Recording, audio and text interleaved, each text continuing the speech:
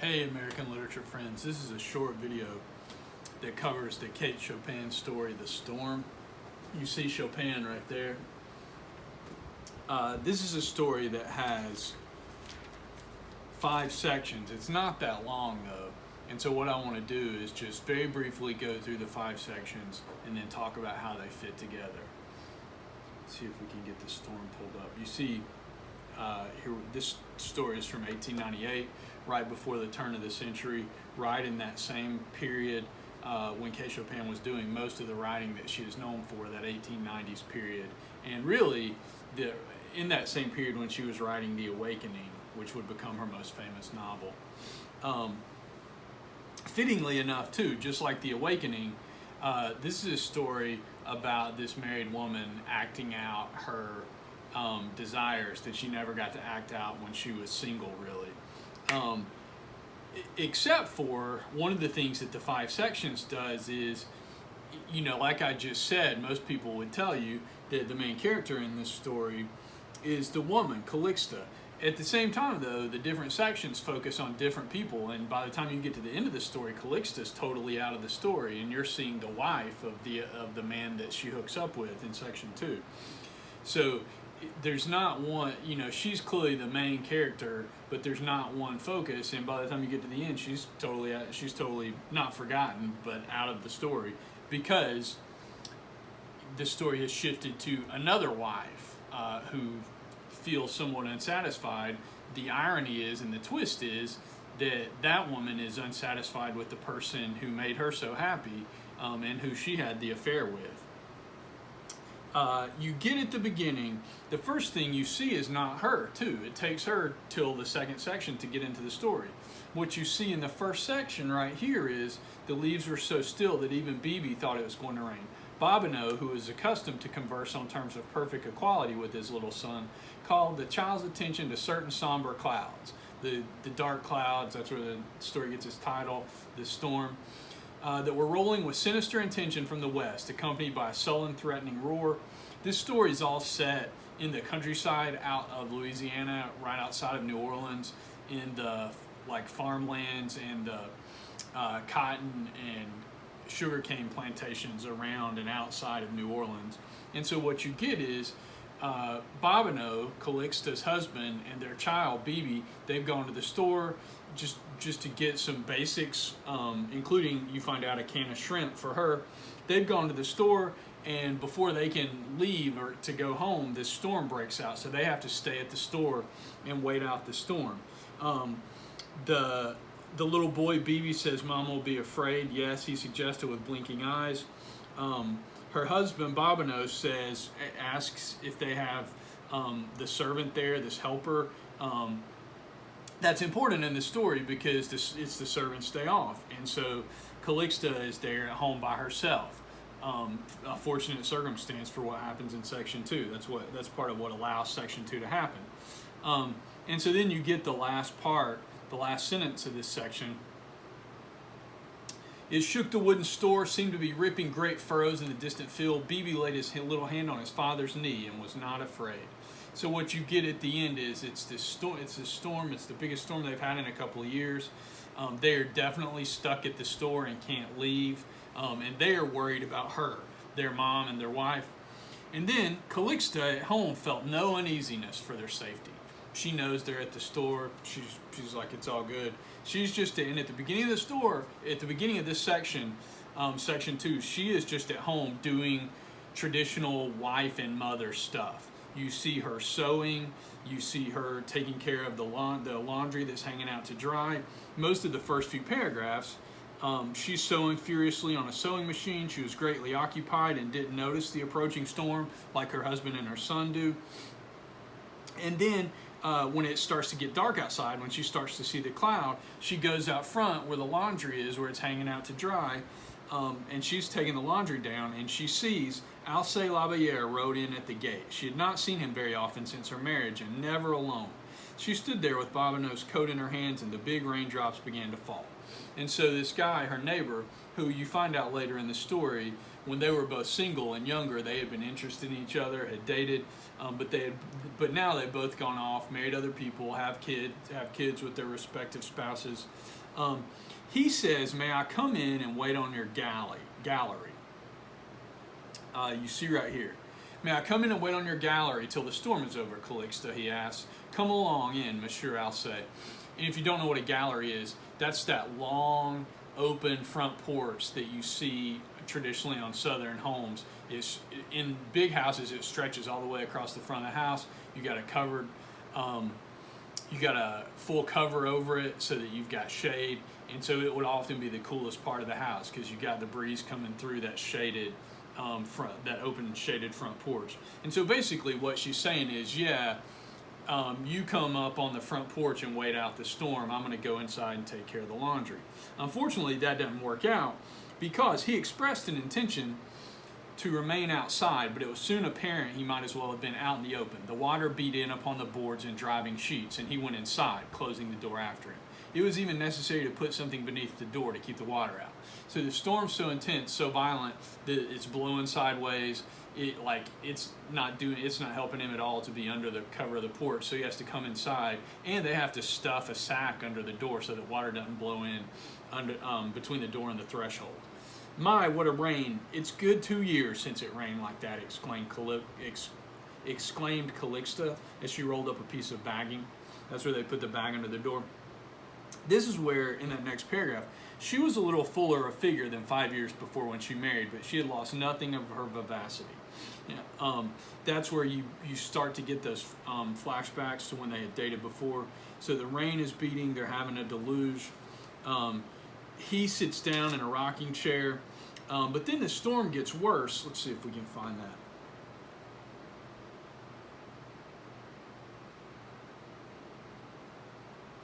Let's see if we can get down here.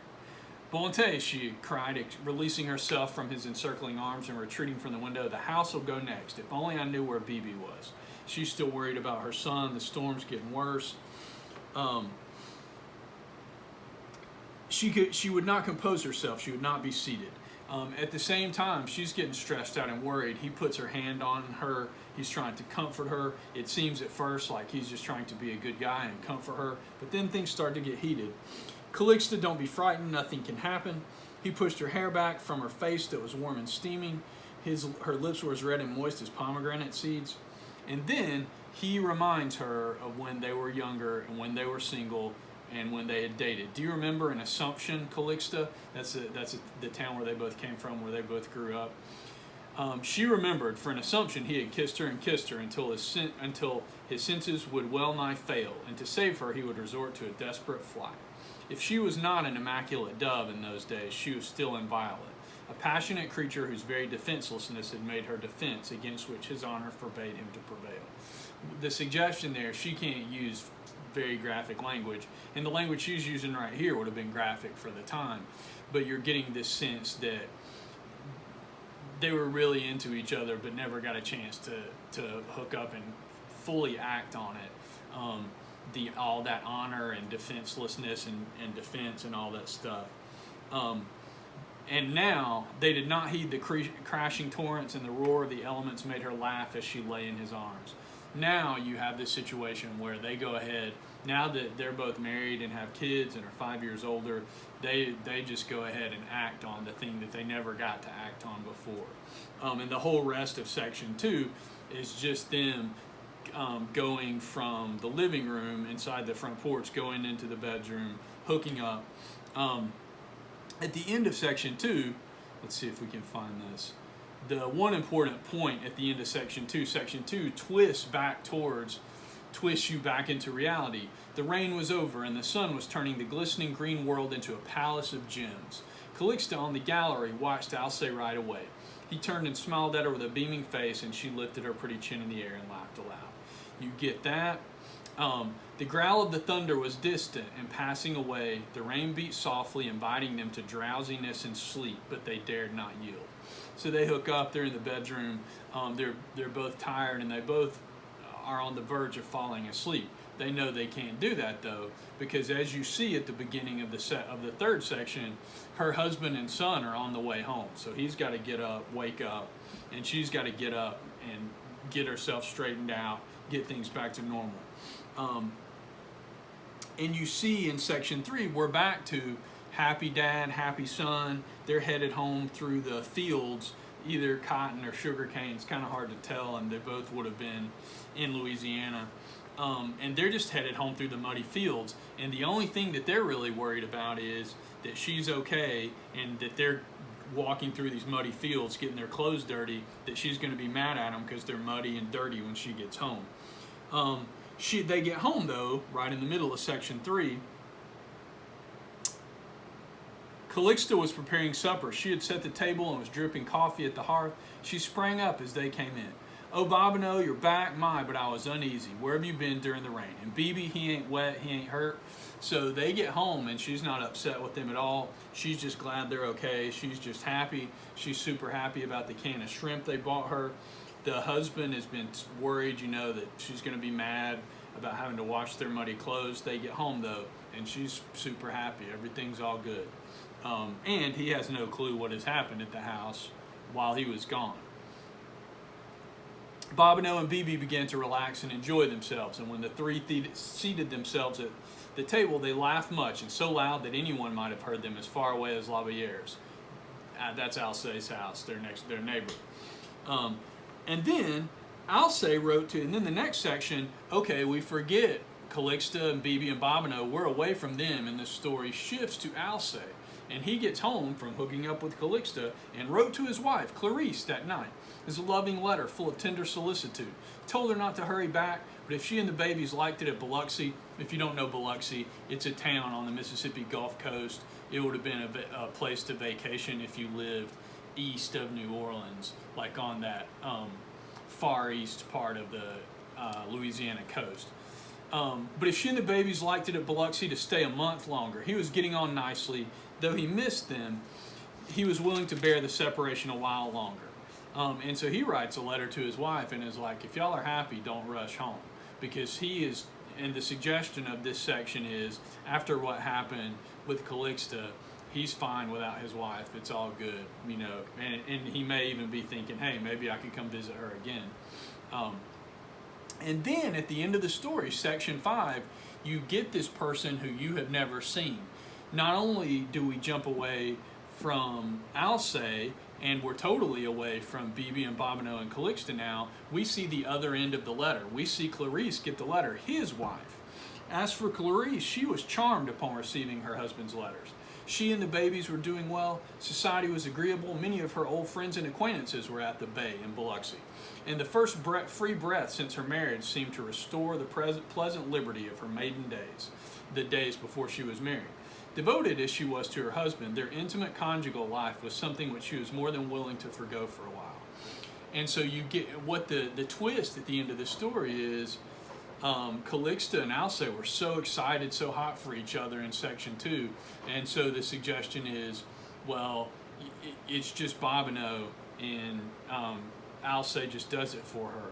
Well, then you get to the end of the story, and Alcée's husband is like, he's not. I don't really miss hooking up with him. I don't miss him. If he doesn't want, if he's okay with me staying away for another month, hey, I'm definitely fine staying away for another month. So the storm passed, and everyone was happy. So that if you take the totality of this story, this is not just a story of Calixta and Alcée finally getting to act out this, hooking up that they were interested in each other but never got to act out when they were younger.